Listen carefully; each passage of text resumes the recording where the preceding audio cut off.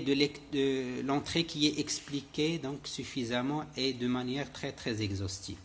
Donc ce complément bibliographique permet pour le chercheur de créer des interconnexions qui vont lui permettre bien sûr de développer sa culture théâtrale. C'est pourquoi je recommande ces ouvrages aux chercheurs pour bien sûr avoir une vision plus globale des choses et pour justement faire un travail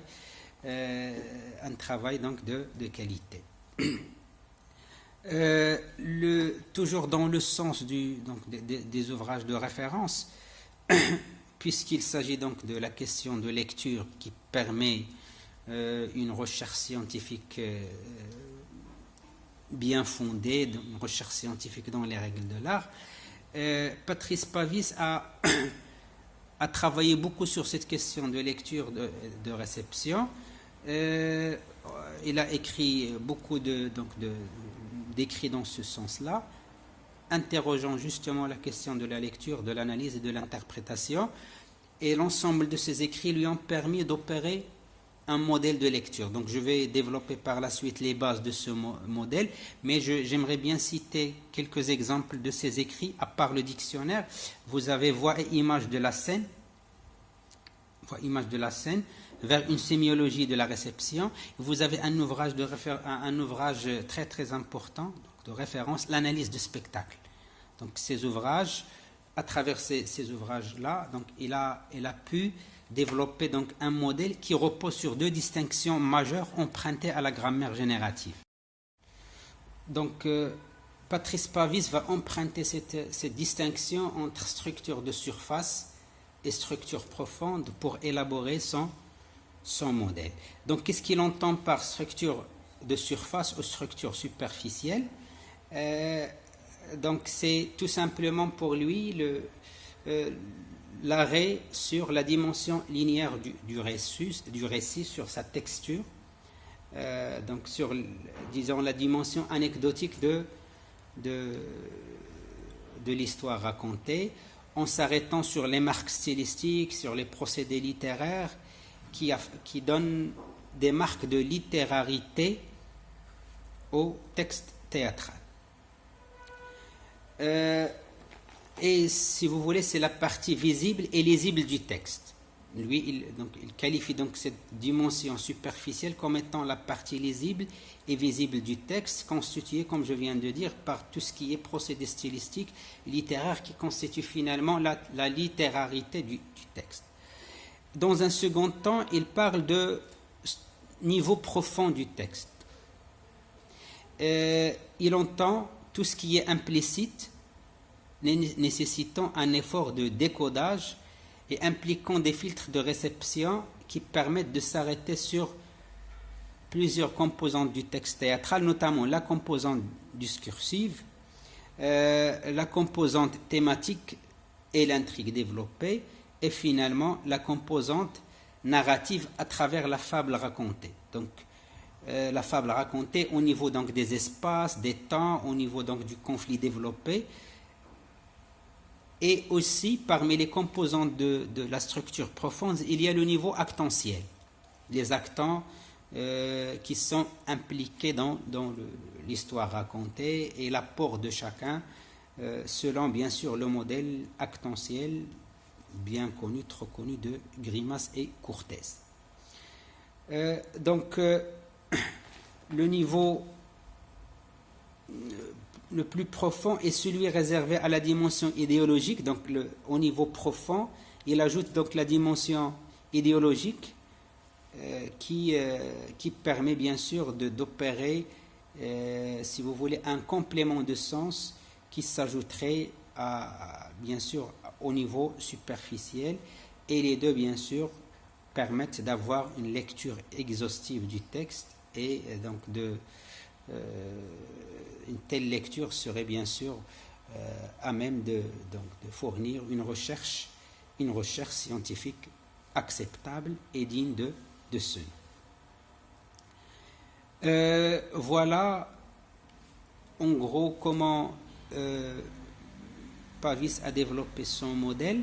J'ai dans cette intervention, j'ai voulu également parler de, comme je l'ai signalé au départ, mais ce serait de façon très très brève, donc de l'apport du théâtre filmé comme étant un support sur lequel un certain nombre de chercheurs préfèrent travailler.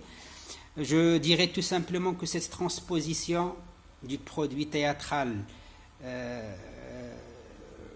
vers l'écran ou vers la scène opère un ensemble de changements sur disons, la dimension esthétique de l'œuvre théâtrale elle-même.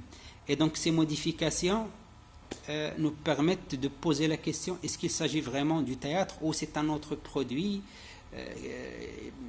qui n'a pas de rapport direct avec le produit en question qui est le théâtre. Donc, parce que ces modifications affectent l'essence même du théâtre, qui est, je parle par exemple du rapport scène-salle plutôt. Ce rapport-là, il est affecté quand il s'agit donc d'un enregistrement. La même chose, donc le spectacle théâtral se fait dans le ici et le maintenant, dans le hic et nunc. Et donc avec les enregistrements, ce rapport lié au présent de la représentation, lié au ici et au maintenant, se trouve complètement perdu, et du coup on est dans un autre produit. À cela s'ajoute tout ce qui est travail technique sur donc la représentation, puisque lorsqu'on fait ce travail de fixation ou d'enregistrement, vous avez le regard du réalisateur qui s'ajoute au regard de la mise en scène première. Et donc nous avons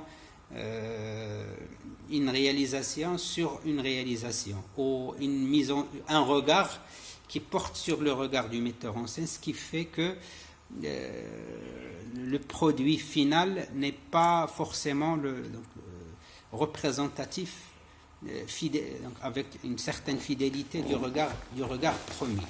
Et donc ces changements, il faut les prendre avec beaucoup de précaution et se dire que voilà, donc ça permet quand même de maintenir des traces, de sauvegarder des traces donc de la représentation qui est par nature éphémère, mais quand même il ne faut pas se restreindre uniquement à ces enregistrements et supposer ou espérer faire des lectures exhaustives. Il faut toujours que ces enregistrements soient accompagnés de textes, parce que finalement, si on pose la question relevant de la théâtralité telle qu'elle a été définie par Roland Barthes, donc c'est le théâtre moins le texte, c'est une épaisseur de signes et de sensations qui s'édifie sur la scène à partir de l'argument écrit. Donc cette définition de la théâtralité se trouve carrément déboussolée une fois dans l'enregistrement, parce que finalement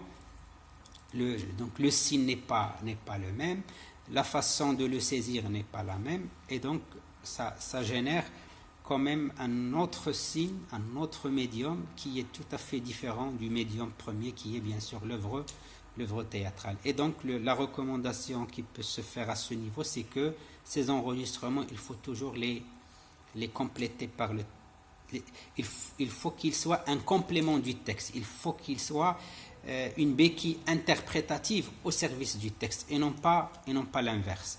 Bien sûr, ce qu'il faut ajouter dans ce sens-là, c'est que pour ces représentations, encore une fois, on peut recommander deux types de lecture. Une lecture syntagmatique qui pourrait porter sur la dimension anecdotique de la pièce en question.